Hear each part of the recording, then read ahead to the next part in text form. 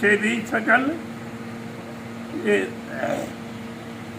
चलत पूंजी सी खोल, जो मानव शरीर की पूंजी हमको मिली है, हम यहाँ माया के वश में हो करके अन्य देवों की पूजा ही तो करते हैं, लेकिन प्रभु का भजन नहीं करते। क्यों? ये माया हमारे पीछे ऐसी लगी हुई है कि ये हमको उस ओर जाने नहीं देती। माया ठाकुर जी की है, उन्हीं की बनाई हुई है, इस जीव को ब्रह्म में डालने के लिए। अगर ऐसा नहीं हो तो संसार कैसे चले? ये यहाँ तक इतनी ऊंची स्थिति की है कि सुदामा जी द्वारिका गए तो उन्होंने कहा कि भैया माया देखना चाहता हूँ मैं। संध्या के समय स्नान करने जा रहे थे नदी पर, तो वो बोलते हैं कि मैं आप माया देखना चाहता हूँ। तो सुना मेरे ठाकुर श्री कृष्ण ने कहा कि भैया रहने क्या करूँगे माया देख करके। लेकिन फिर होता क्या है कि जैसे ही नदी के तट पर जाकर के तुरंत श्री कृष्ण ने अपने कपड़े उतार करके और डुबकी लगा करके बाहर आ गए और सुदामा जी से बोलते हैं कि भैया जल्दी करो, भोजन ठंडा हो जाएगा, स्नान करो। तो सुदामा जी अपने कपड़े उतार करके और नदी में डुबकी लगाई तो बह गए।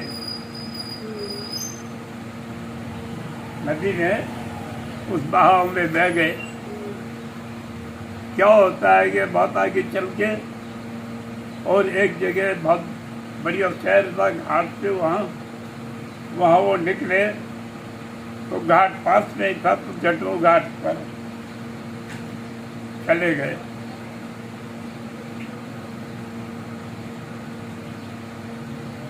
होता क्या है कि प्रातः काल का समय होता क्या है कि एक हथनी अपने सूंड में माला लिए हुए आ रही है। वो घाट पर चढ़ करके देखते हैं आगे, तो वो हथनी आ रही है, पीछे प्रजा लोग, राज्य कर्मचारी, ये सब दौड़े हुए आ रहे हैं, वो भी आ रही है। तो वो हथनी क्या करती है, वहाँ आकर के सुदामा जी जो निकले ना, उनके गले में वो माला डाल देती है। सारी पब्लिक राज कर्मचारी महाराज की जय हो, महाराज की जय हो, महाराज की जय। उनको ले जा करके और राज्य सिंहासन पे बैठा दिया और एक अच्छी सी राजकुमारी देख करके उनका ब्याह कर दिया। चने चने एक साल में एक बच्चा होने लगा, तो 12 बच्चे हो गए। अचानक महारानी की मृत्यु हो गई, तो मंत्री वगैरह बोलते हैं कि महाराज, वो रोने लगे उसके प्रेम में फंस के कि महाराज रोते क्यों हैं, अभी आपको इसके साथ सफा कर दिया जाएगा थोड़ी देर में। बोले करे ये क्या, मेरे को भी जला दिया जाएगा क्या? बोले कैसे क्यों?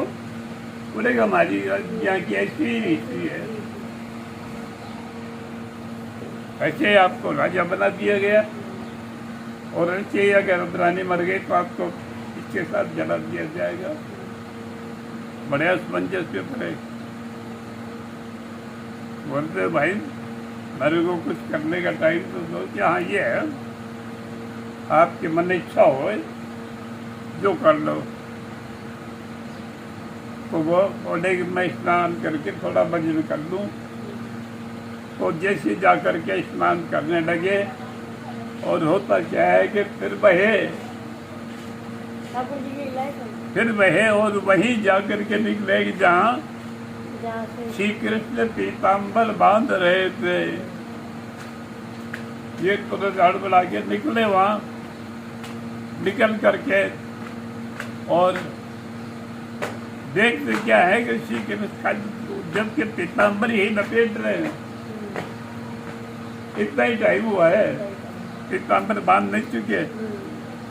बोलते महाराज ये क्या? बोलते भैया जल्दी करो। अजी महाराज ये जल्दी क्या?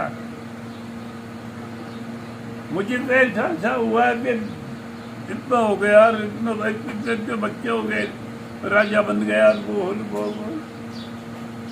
तो कहते हैं कि भैया चलो, क्या है तो ये है माया कि कहा कि मैं धोना तन मना करे ची परदेश मत जाए, और परदेशा की कामणी तन राखे दी निर्वाय। तो ये जीव प्रभु का अंश है, समझे ना, ये उसका अंश है। तो ये जब संसार में माया देखने को आता है तो ठाकुर मना करता है कि बच जाए। जैसे कहते मैं डोला तो मना करीजिए, परदेशा मत जाए, अरे परदेशा ही संसार में मत जाए। क्यों? कि परदेशा के काम नहीं है, परदेशा की काम नहीं है माया, ये तेरा को वहां फंसा देगी। तो परदेशा के काम नहीं ला के ये तेरे माए, ये माया जो है ये जीव ऐसा फंसा लेती है कि इसकी सारी सूझबूझ भुला देती है। इस माया के चक्कर में ना आकर के अगर कोई काम करता है, प्रभु का भजन करता है, तो अक्ष उसको ऊपर इस जन्म में नहीं, अगले जन्म में, अगले जन्म में भी नहीं, अगले जन्म में। जैसे कहते हैं कि भक्त बीज बदले नहीं, जो जुग जाए अनेक। एक दफा जीव के हृदय में भक्ति का बीज जो डरता है ना, तो फिर वो बीज बदलता नहीं है, वो तो उसको किसी भी जन्म तक उसका कल्याण कर ही देगा। या न हो सकता हमने थोड़ा बहुत किया, मृत्यु आ गई, मर गए, आगे जन्म दिया तो फिर हमको कुछ ऐसा ही मिलेगा। तो ये है कि अन्य लोगों देवताओं को भजने से जो हमारी ये जीवन रूपी पूंजी है, इसको खो देते हैं।